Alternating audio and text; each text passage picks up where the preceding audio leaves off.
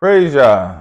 Welcome to the Shabbat service. We thank Yah for you coming. We thank Yah for giving us this day to set apart for us to come and worship Him and be His people as the covenant that He gave us as a sign of who we are. He gave us this Shabbat to give Him praise. And it's just great that, once you start keeping it, you learn how to appreciate it as well and look forward to it as well. So we're Mamleket Kohanim, the kingdom of priests. Next slide. And we are trying to do a lot of things here. And, Yah is really blessing us to preserve and support and promote the culture, history, and heritage of the African Ivri people scattered worldwide throughout the diaspora. So we are definitely connecting with people all across the globe. And, we only have so many hands. We have a couple of people who's helping us out. But, there's just so much information that we want to put out there. So, we're really seeking some assistance. It's the end of the year, so we have to do all the administration stuff around finances and making sure we're accountable with, that's the reason why we have a 501c3 is to make sure we're accountable with the money that we receive. A lot of people are against 501c3s. I've seen that in a lot of Christian churches that I think came over to what we're doing as Israelites, but even some camps and some other people have 501c3s. So I'm not sure exactly what's the problem with them. But the thing, I can't find nothing in the tax law, just put it that way.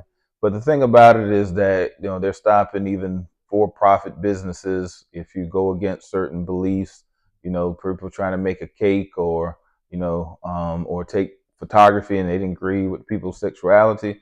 So what happened, one of them they try to take their citizenship away because of it. So it doesn't matter what form of institution that you actually set up.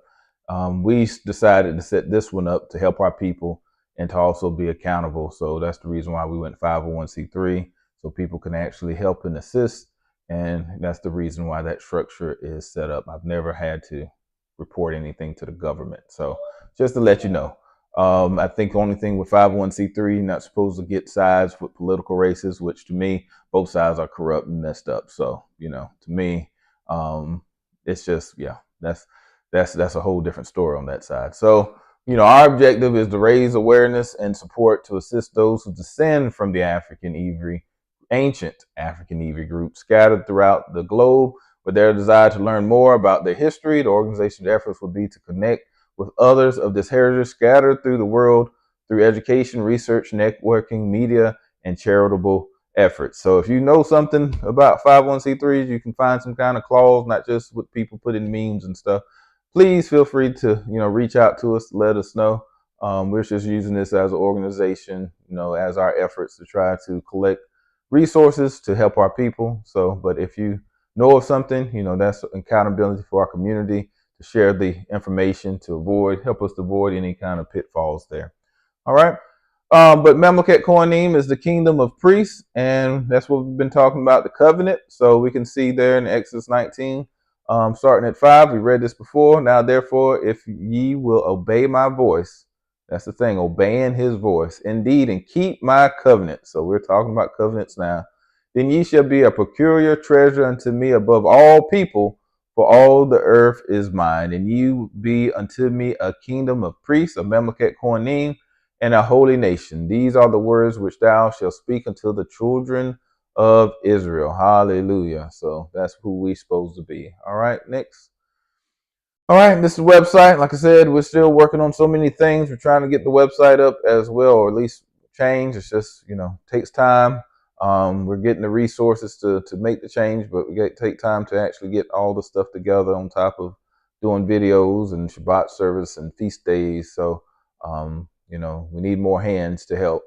So we're looking forward to that. And just like I woke up, I feel like more people are waking up. And as they wake up, we're going to find more diligent people to really want to put their hands to the plow and actually work as part of Israel and not just on, the outside. I think I should put something out about, some people just want to peep in the window, but Yah wants us to come into the house and be the house of Israel, right? Not just to talk about it, not just to thrill, but he has certain things that he wants us to do in this time. And he's just not waking us up just because of a thrill. He's really waking us up because he wants us to be the people to reach out to, be a light into the earth So there's some people that's helping out with some certain things here that we're working on, and it's just amazing how much that's going out right now. Information that people are waking up left and right. But we actually have a video we're supposed to be posting probably to end of probably later on tonight or tomorrow. Where we having a discussion with our Limba elder talking about what does it mean to be the people. It's one thing to wake up, say we're Israelites. What does it mean, and where are we now? How do we move forward in the things of Yah? Because he says we need to reclaim our heritage. What does that mean? Reclaiming the Bible. So what does that look like? Especially since we here in America have been so assimilated into our culture, it's hard for us to understand what it means to live out, a heritage that is ours and not one, through what our enslavement environment with the European culture of Christmas, of Easter. Even Pat Robertson, I think his name was Pat Robertson of 700 Club. He said it's pagan. He tells you it's pagan. And he's a Christian seminary founder. And people still, do what they want to do. So, that's what Yah is waking up that remnant as well. All right, next. And if you want to help, these are different ways you can help. If you want to reach out and get some help with your DNA, or just say you want to help as a researcher, you don't have to be here local here in North Carolina. There's people helping all across the world. So, you can also help as well. Or just inform us of some of the things that you got going on. We're not a individual assembly where, we do things on our, just do things, just worried about our people. We try to focus on all the house of Yah. Trying to make sure nobody was telling me they couldn't hear something online. Sometimes people will text me during the Shabbat service and I can't, think it's something going on with the sound or something. So this is just our contact information for Facebook, Cash App. There's different ways. You get $25 a month, you get a t-shirt. The t-shirt's still coming out, so please just bear with them before they takes a little while to get them. Sometimes we get some local and we'll give those out. If you live local or somewhere like that, to make it easier. But it's better to, have them ship it to you so we don't have to worry about putting stuff in boxes and all that kind of stuff. So if you also are interested in volunteering, if you're an educator, if you're a researcher, if you know how to make print materials, how do we get the information out to our people? It's just not on YouTube. There's people over in Africa. That's one of my Akudi's sisters. She let me know, from Africa, she was saying that, hey, they don't have internet here. It's not, or it's at a higher cost. So if we can get printed materials to put in libraries and things of that nature, it's great, right? But how do we can't, just do it on a few people. We need everyone to use the talents that Yah has given them, or logistics to send stuff over there, right? So it's more than this that's needed. But, if you're just able to read and or even put something in an Excel sheet, you can be used. So there's no excuses if you want to be a part of what Yah is doing. So of any age. All right, next. All right, our customs.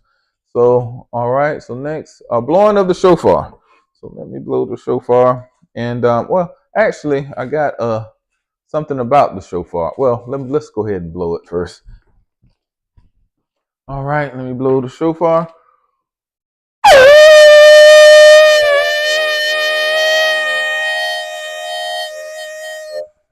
All right, hallelujah. So it's a sign. Thank you. It's a sign. My wife's proud of me from where I started. I guess she gets tired of me sounding when I first start sounding like a duck.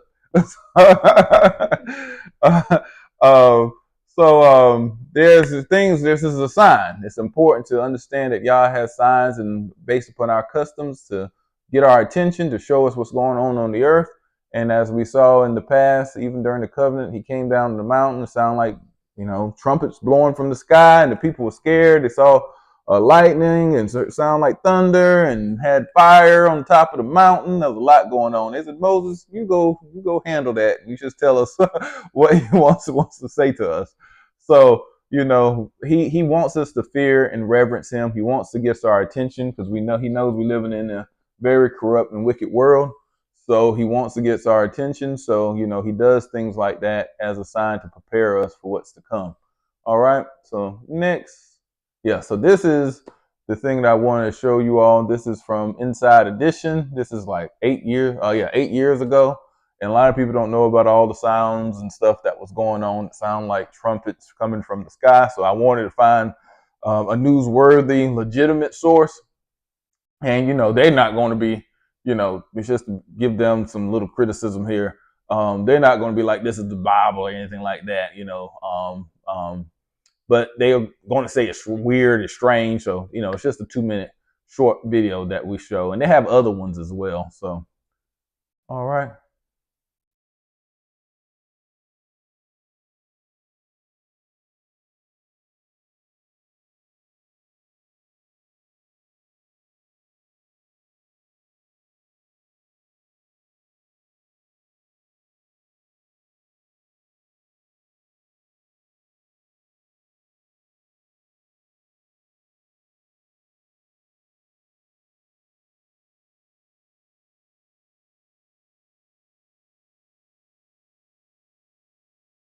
You skip it. You skip it on the right.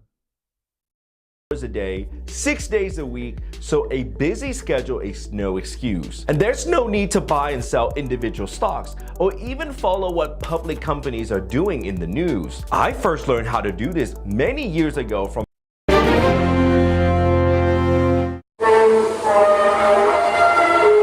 What is going on out there? Bizarre sounds are being heard all over. The latest is this creepy high-pitched noise. The mystery has everyone in the picturesque town of Forest Grove, Oregon, baffled. There is a horrible, horrible sound coming from the outside of my So we property. heard sounds like this from Rob. That's high-pitched squealing. It's like a real-life X-Files. This is where the jarring sound was first reported. As you can tell, it's normally a lovely, quiet neighborhood.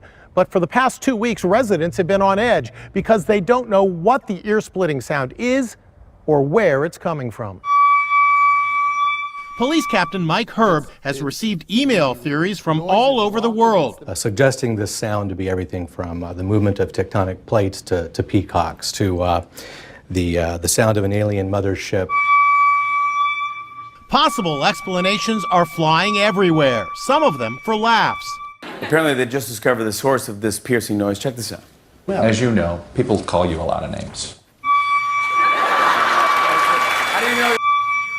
It turns out this is just the latest incident in a worldwide phenomenon of unexplained sounds that have scientists scratching their heads. This spooky sound terrified a town in British Columbia. This was heard in Finland. And this piercing high-pitched sound was recorded in Michigan. As for the strange sound in Oregon, I asked acoustic engineer Tobin Cooley to analyze it. Probably electrical, mechanical, gas, air. But Everything even but the he Bible. can't explain it. I don't think anyone knows what it is yet, but that's probably what makes it more frightening. So the mystery continues. What is that sound from beyond? All right. So you can see that strange stuff is happening and people trying to get different opinions. Not saying it is Yah or anything, but it says that, there will be some trumpets. So, it's a thing that we never thought would, most people don't even think would happen, but we can see even our everyday 8 years ago that this has been happening all the way even up to now. I remember, being in the bed hearing something strange and then other people telling me they heard something as well here locally. So, all right. So that's just to show you. I promised y'all that video. So next.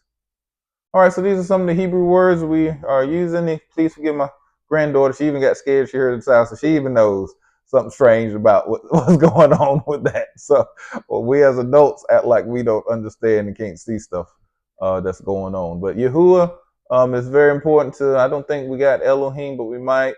And some of the things that we're talking about, the covenant. And these are just some of the words that you can use to start practicing and understand our language, right? To reclaim our language, our heritage. You got to have a language.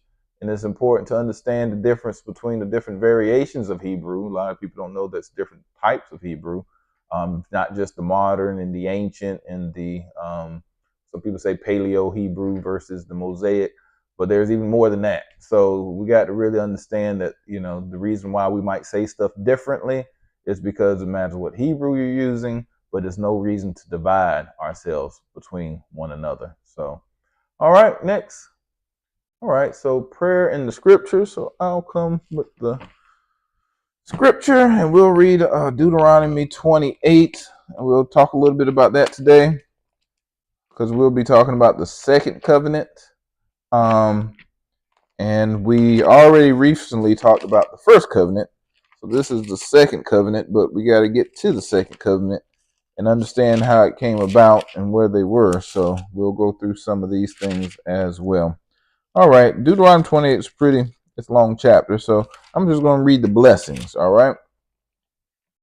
Deuteronomy 28, verse 1. Now it shall be, if you diligently obey Yahuwah, your Elohim, being careful to do all his commandment which I command you today, Yahuwah, your Elohim, will set you high above all the nations of the earth. All these blessings will come upon you and overtake you if you obey Yahuwah, your Elohim. Blessed shall you be in the city, and blessed shall you be in the country.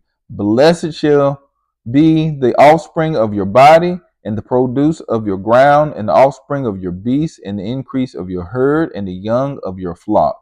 Blessed shall be your basket and your kneading bowl. Blessed shall you be when you come in, and blessed shall you be when you go out. Yahuwah shall cause your enemies who rise up against you to be defeated before you. They will come out against you one way and will flee before you 7 ways. Yahuwah will command the blessings upon you in your barns and in all that you put your hand to, and he will bless you in the land which Yahuwah your Elohim gives you. Yahuwah will establish you as a holy people to himself, as he swore to you, if you keep the commandments of Yahuwah, your Elohim, and walk in his ways. So all the peoples of the earth will see that you are called by the name of Yahuwah, and they will be afraid of you. Yahuwah will make you abound in prosperity, and in the offspring of your body, and the offspring of your beasts, and in the produce of your ground, in the land which Yahuwah swore to your fathers to give you. Yahuwah will open for you his good storehouse, the heavens, to give rain to your land and its seasons, and to bless all the works of your hand. And you shall lend to many nations, but you shall not borrow. Yahuwah will make you the head and not the tail, and you only will be above, and you will not be underneath. If you listen to the commandments of Yahuwah your Elohim, which I charge you today, to observe them carefully, and do not turn aside from any of the words which I command you today, to the right or to the left, to go after other gods to serve them. So I'll stop there. So that's important, is obedience. That's what it was, a covenant to obedience, and there's blessings, there's benefits to it. So, we have to reestablish ourselves in order to get the things that Yah wants us to do and understand what he wants to do in our life. And, he told us what he'll do for us. We just got to walk in it. All right, so let's stand for prayer. All right. Dear Yah, we thank you for this day. We thank you for all the things you're doing in our life, how you just continue to call us out to be a set apart people from this earth that's moving towards destruction, not because that it's your choice, but because it's their choice to live a life that's without you, a life that is a desire to have evil, a desire to have what you call profane. And we can see easily in your word that you want us to be a holy people, that you created the earth to be something of your pleasure, but Satan has allowed it to be something of your detest. And help us not to love the world, but to love you, not to be destroyed with the world, but be living for life eternally with you. Help us to be the people that you called us out to be, to rise up in this time, to be that light, that beacon of hope for those who are still have a desire to seek you, who might not know you or might have went astray. We thank you for the chance that you give us every day to breathe life and to get it right. And if we fall, we ask you to have mercy upon us, as you did our forefathers, and the reason why we're still here today. Help us to seek you like never before. Help us to get on our knees to pray, to fast, to call a holy assembly, to bring the children and the next generation up in fear and love of you. We just ask you to bless this service on this day. Help us to be in line with you and do the things you've called us to do. And anyone who's looking at this, bless them and help them to find the inspiration, be able to utilize whatever is taught or whatever is done today to find inspiration, to find better dedication, and also be able to share with others what you have taught them as well. We love you and we praise you. In Yahushua HaMashiach's name we pray. Hallelujah. Amen. All right, so we're going to have song, praise and worship. My wife, she's not feeling well today, so we're going to actually just play one of her songs that we put on my, I think the old, yeah, you can go to the next. Yeah, so this is an old site that someone helped me out. Thank you, Golden Arts, Brother Michael.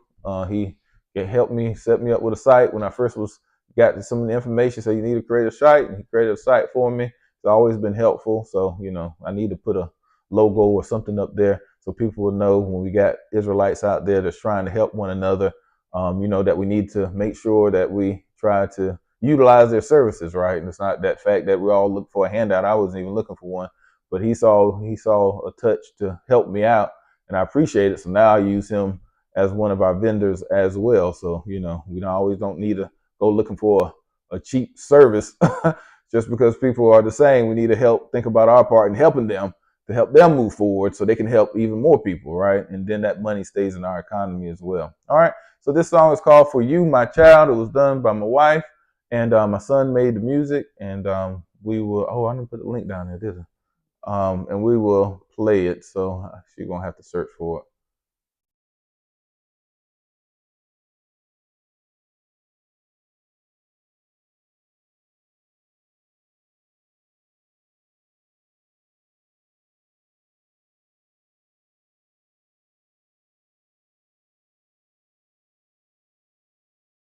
You put J Shares Bible.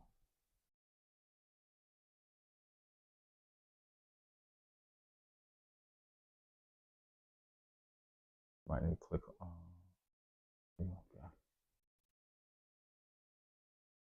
This is Amazon's new money-making app. Let me show you how it works. That app is called Audible. It's created by Amazon, and it is exploding.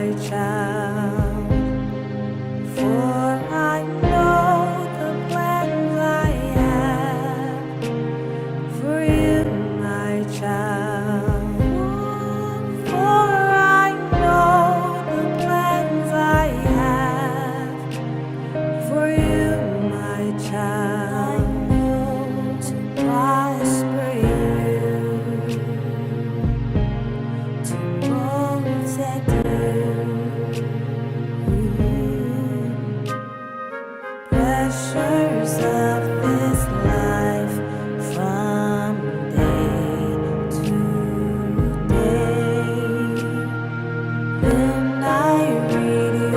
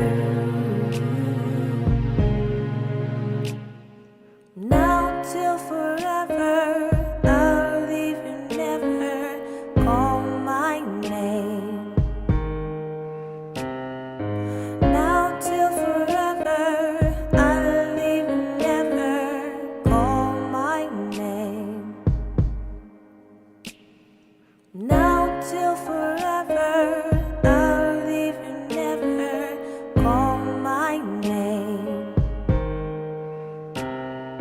Now till forever, I'll leave you never call my name. For I know the plans I have for you, my child. I know, for I know the plans I have for you, my child. For I know the plans I have for you, my child, to prosper you, to protect you, to prosper you and protect you. For I know the plans I have for you, my child. Hallelujah. So he has plans for us as a people and even as individuals. So we need to continue to trust in him. That's one of the songs y'all gave my wife, and was during the COVID time. So they were up there making music and, continue to worship and praise Yah and waking up and everything during that time. So I just thank Yah. Sometimes he gives us some time to focus on him, to slow down. And, it's just like the Shabbat. It gives us time to slow down, to refocus on him, and, be able to use our gifts, our talents, and our abilities, not only to give him praise, which is more than due, but to also to encourage our people as well. All right. So this is just, if you use different types of the Bible. We usually use NASB. Today we might be kind of going all over the place, but we just want to do some connections and stuff to names and stuff, and sometimes different versions, even the same version, won't connect the names between the New Testament, and we'll use different names here and there. So we've, I broke down this lesson. I incorporated some of the other lesson that actually does some of that. But NASB usually is what we're using, not because it's any better than anything else, but because it's just, especially in the New Testament, in the Brit Hadashah, it makes everything capitalized if it's quoting from the Tanakh or Old Testament. So that's really the main reason. And then it's also word for word. So you don't get a lot of the thought for thought, other people's thought that get mixed in. And as you go to the right, you get more and more people's, thought, and also stuff in the translation that is sometimes is helpful, right? Because some things don't go based upon Hebrew, a perfect match to English. But, they try to do the best that they can in the NASB to give you whatever they say and whatever format that they say, rather if it makes sense or not, versus, some of them are good if you're looking for more of a understanding and the concept of where we are now in English speaking world. All right. So, our heritage fact. Here we've been talking a lot about how other people look at us. And I really am doing this for people who are not really understanding who we are as Israelites. A lot of times people need to hear it from other communities, which people outside of our community. To me, it's a little dangerous because, people will quickly trust in those people versus trusting in people within our own community that has an interest, for our people. So, even when it comes to those people who represent us, sometimes, if they're also living in it, and they'll be able to better represent the needs of the people. So, but when you have people on the outside, you don't know if they're for the people, for us, if they're not, if they're playing us, if they're agent, whatever else going on, because a lot of people truly know who we are. And it's just amazing to me how, especially here as African Americans, they want to sometimes talk about, hey, African people, they don't know this, they don't know that. And, they know their heritage, you know what I'm saying? They don't even have, the usage of libraries in some places, of internet, of being able to get higher education. And we over here sometimes have it, can get it for free, and we just act like it's not a big deal. But, here we have all those things to be able to understand who we are, DNA tests, university professors, classes they teach about some of this stuff, and we just seem like we're just so oblivious when it comes to these things that we don't even know what's going on. So, but when somebody else from another community say it, some of the people in our community is like, oh yes, and some of our own people in our own community have been telling us for years and trying to reach out, and nobody wants to listen. But soon someone from another community says it, people give it ear. So, I want to make sure I provided some of that. So now, if you go to the next slide, this is what's his name, Michael Brown, Dr. Michael Brown, and he's actually here in Charlotte, North Carolina, and he's Jewish, but he's a Jewish, I want to say Messianic. I don't think he's a Jewish Christian. I think he's a Jewish Messianic that believes in the Bible. For y'all don't know who a Messianic is, it's those people that believe the Bible for what it is. They don't mix in European pagan customs. So even Jewish white people, Hispanic people, there's some Messianics. It's just not a black thing, as some people try to make it seem like it's just black people going around saying these things. To me, it's just to me, it's just a sign of ignorance that some people have when you don't look into it yourself and you just make assumptions based on what you hear from other people. But take time to look at stuff yourself. So, I think that's one of the things my mom used to tell me. Look it up for yourself. I used to ask her questions. She said, I didn't buy all these encyclopedias right here just for you to question me to death. Go look it up yourself. And that's what we need to do. We need to start looking stuff up ourselves. Just don't listen to what people, the mainstream, the media is known to lie to our community. So many things have done to our, and we still listen to them. So, we got to make sure that we do some research and understand what's going on, especially from a biblical lens. And, the guy that's speaking with them is is Harry Rosenberg. They call him the R word, that they teach. But if you don't know what I'm talking about, just say he's a teacher. Actually, the word means master, and that's the reason why I don't use that word. But he's a teacher, and he really been reaching out a lot in our community for some reason.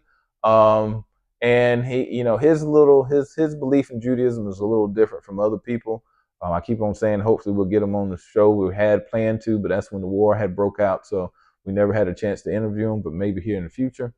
And Dr. Michael Brown is doing, he's going through some allegations about stuff right now. So, just to let you know, we're not affiliated with them in any kind of way. It's just a video I looked at when I was going through the motions, trying to understand what was going on.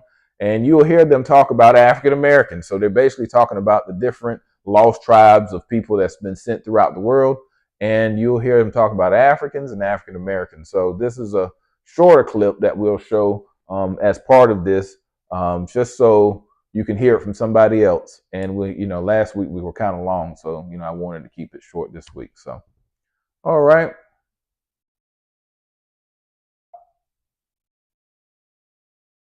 I grew up in New Jersey. My father, he's a really impressive businessman.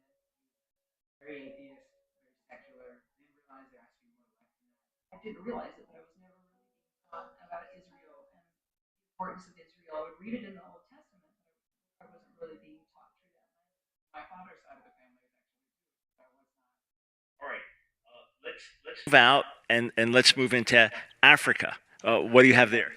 Well, for sure, because the two main places you'll see today, we're going to get back to Afghanistan for a little bit, but the two main places, and which I mean Afghanistan, the Silk Road, but in Africa, the two largest tribes in the world today are one in Afghanistan, the Pashtun, and one in Africa. You do have the Ethiopians, you do have the Lemba tribe in South Africa, who we know we had the Cohen gene, the priestly genetics, the Y chromosome, amongst almost 10% of them.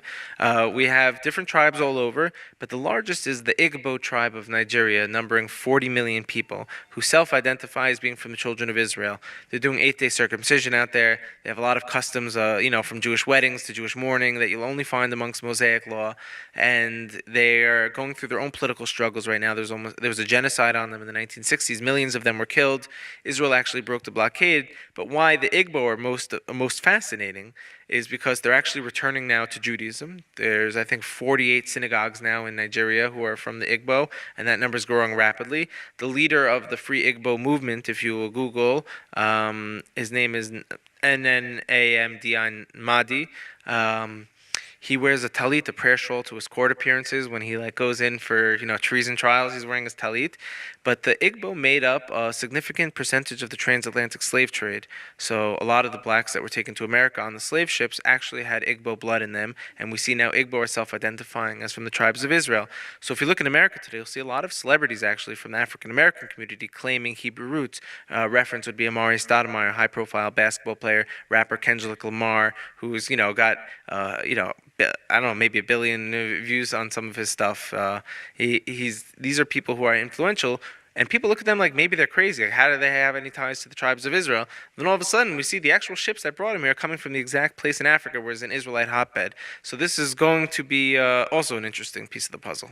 I recently became friendly with a black Messianic Jew, and he was educating me on the black Hebrew Israelite movement. So I just knew that as some kind of cult that says the white man is the manifestation of Satan, and that they're the original Israelites, and Jews like you and me, we are fake Jews, etc.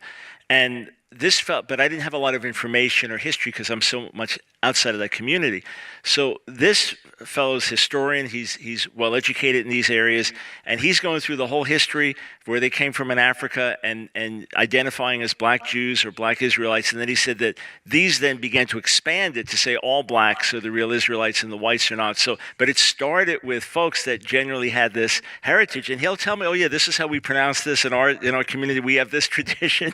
So you're saying then, as far as you can tell, you can trace footsteps that can say, here's how we got from here to here, or is it simply a matter of, well, why else would people identify like this? How do you figure it out? Well, it's a little bit of both. I mean, the Igbo tribe in Africa claims to be the descendants of the Judeans who fled into Egypt at the time of Gedaliah. This was also around the time of the destruction of the temple. There was a verse, my memory's not the best, but there's a verse that says they fled into Egypt and they stayed there and they didn't come back to Israel. So they claim to be the travelers of those communities.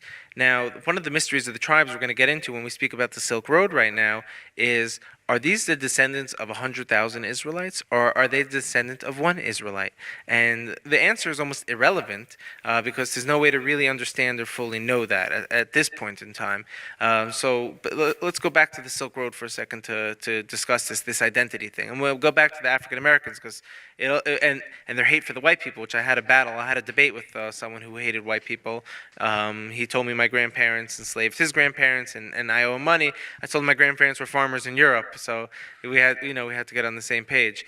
But there's a lot of trauma from the transatlantic slave trade and from what happened. It's all very fresh. So we have to be very diplomatic and sensitive about them. I understand why they would hate a white man. That makes total sense to me, as far as understanding neurology in the brain.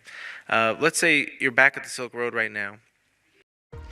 I know this is going to sound crazy, but thanks to Elon Musk, this strange device that I'm holding in my hand. We saw how they basically know this within stuff. 100.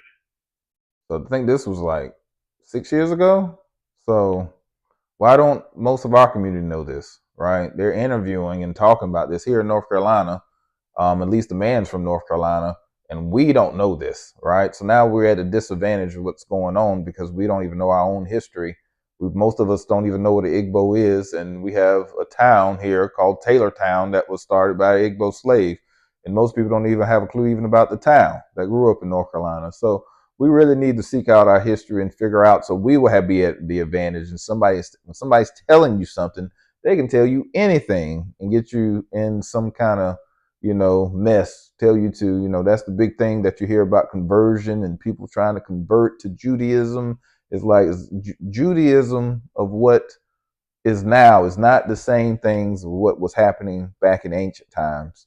So we have a video. That's the video we're going to try to release later on today to show the differences. So we'll be better prepared to understand what does all this mean? What does it mean to go back to our roots? Does it go back to modern day Judaism, where some of our people are not even accepted, where some Igbo want to go back to Israel and they cannot? They won't let them go back because they say you're from the father line and not the mother line. You're not, you have to convert to Judaism to come back instead of it being the blood inheritance. So you got to understand these things, right? So, this is some of the stuff that he's talking about. And I might play, he's going to go and start talking about other nations, but I think he's going to come back and talk about us again. So I'll let it play a little bit. 100 years of the tribes of Israel going towards the Far East, you have three main things get established within the same period of time. One is the Pashtun people. Next, you have Buddhism was founded. We know the first two students of the Buddha were from the first two lay students of the Buddha were from Afghanistan, from a region where the Pashtuns are today, all within the same years. And then you have what becomes most interesting is the Shinto empire forms. Shintoism today has a king. It's the oldest monarchy on planet Earth. It's a 2,600-year-old line of kings. And they claim, I'm speaking on behalf of the Shinto religion now, 70 million people. The Shinto religion claims that they were once a chosen nation, exiled from their homeland, who've reestablished their kingdom on the island of Japan. Now, if you go to Japan today, you, as a tourist, you can go to Mount Moriah in Japan, where they have their holy temple. Now, we know Mount Moriah in Israel is where King Solomon's temple was built. So you can go to Japan and visit Mount Moriah, where they have their holy temple. In their holy temple, they have three chambers. An outer chamber where people celebrate, an inner chamber There where is they're doing something animal I will say. sacrifices on deers, and Even they with have this, inner chamber the where they, in Japan, their religion stores a golden ark on 4 poles with even with this, he's talking about what's going on the Silk Road and stuff in Japan. And just know that even some African American, I know mine does, and I think my wife's, and even the people that one of the guys I checked in Angola, our DNA matches with people that went down to Asia as well. Isn't that interesting? You know, it's one thing for African Americans who, you know, we were brought up here and mixed with a lot of Native Americans that could come from Asia and other places as they migrated over. But I've tested, I mean, one of our Angolan friends allowed us to do his DNA. This is the reason why we need more African people to also be able to be willing to help us to do this type of research. But his DNA came up in the same places. So that means it was more ancient because his tribe was one of the ones that migrated from the Middle East to West Africa. So, you know, we got to understand some of these things that we just didn't pop out of the ground. And it's just interesting wherever our DNA is. I mean, his DNA actually had more ancient Native American than mine did. I have Native American in my family. He has none. He's from Africa. So it just shows you something is going on that they're not just telling us if you just follow the DNA. So that's the reason why we want to do more DNA so we will know where our DNA instead of people just telling us stuff. All right, I'm sorry. golden birds on it, and they keep 3 things in their ark, just like the Israelites would have kept 3 things in their ark. And now it comes interesting too, because you speak about rabbinic Judaism and 10 tribe pre-rabbinic Judaism. All the priests in Japan, you Google it for yourself. It's called Yamabushi, Yamabushi. They all wear what would appear to be phylacteries on their forehead with 4-cornered garments, and they blow a shofar, a horn. So, you know, you juxtapose a picture of a rabbi with his phylacteries, his tefillin, next to a Japanese priest with his, and you're kind of looking at the same thing. If you look at the Japanese alphabet also, which people say it's a little more modern and recent, it's nothing like Chinese or Mandarin, but it actually has Hebrew letters all throughout it. Even the company Uniqlo, a famous Japanese brand, you'll see, I think, 60-something% of their logo is Hebrew, clear Hebrew letters. All right. Now we know in the Mishnah, so written somewhere in a little after 200 of the Common Era, so traditions going back further than that. It's talking about the Jewish people in terms of their color. How are we described? Right, so Rabbi Yehuda Nasi wrote the Mishnah. He was a direct descendant from the house of King David, and he was in charge of the passing on the law of the generation. Now, to have written down the oral law was forbidden for the Israelites. It was oral, meant to be taught father to son. He saw that we are already scattered around the whole world, and if we don't preserve this, we're going to lose it. So he chose to write it down, and it was called the Mishnah. In the Mishnah, he was speaking about the skin afflictions that happened to people in the times of the temple, and when he's speaking about the color of the skin, he references and says that the children of Israel were not white, and they were not black. They were boxwood. That's the word it was used, perhaps like the color of the table we're sitting at. And, you know, you have to imagine he was saying the children of Israel. I think he was speaking about in past tense of who they were. At the time already that he was alive, you had great, Roman converts who became Torah scholars. Rabbi Akiva's father was a convert. Rabbi Akiva was one of the greatest sages ever. You had Onkelos, you had Shemaiah and Avtalion. These were masters on the Torah chain who were converts from Rome. So obviously there was a genetic mixing that had happened already at that time. You look at King Solomon, who married 1,000 wives. What would that genetic mixing look like for their descendants who wanted to graft in and become part of the whole picture? You know, you had King David, who comes from Moabite blood, who, for all you know, there was Sodomite blood in that relationship somehow from Lot's wife. I don't know her genealogy too well. So the people of Israel were a total mix of all the nations, of all the people, and what defines us is not genetics or DNA; it is truth. We are a nation bound by a truth. Why don't All we have right, better ways to? so you can see there that he said a lot in that little section there. He talks about pre-rabbinic Judaism versus rabbinic Judaism, the way that he worded it, right? What's pre-rabbinic Judaism? So that means there's something that came before these, that's the word I try not to use, the rabbi, because it means that's your master. That's why Yahushua said, don't call no man rabbi, right? So pre-rabbinic, so rabbinic is from the rabbis, right? So you hear a lot of times that Yahushua is fighting the scribes and the Pharisees, and saying certain things that they're doing. Traditions are not from the Bible; they're from traditions of men, traditions of your fathers, and they will tell you, that there are some differences there. So that's the reason why people start converting. You got to know what you're converting into. Was that there something original? Or is that something that came later? And he kind of talked a little about that. He talked about the table. I don't know if you can mute it. Would you mute it and just play it and see so we can see the table? But you'll see the table that he said. He says it's boxwood, right? He said they say in their book, in their Talmud, you can skip it now. It says that they're not black and they're not white, but they're boxwood. Then he looks at the table. So if you pause it, you can see the table there, right? What color is that table? That's why I tell people, black, we're not a color of a crayon. I'm not a color of a black crayon, even though I'm considered to be a black person, right? We have many beautiful browns and darks and lights, and got people albino they consider black, right? So when they say that, it's kind of throwing you off because you're just like, oh, brown, you automatically think Middle Eastern, you think Native American, but even some of us are lighter than some Middle Easterns. I mean, some of them are very dark. I mean, when you say black, some of them are closer to black than we are as a people. So you got to really understand the words that people use to make sure that you will understand that sometimes it's a way that they will address. So he says, we're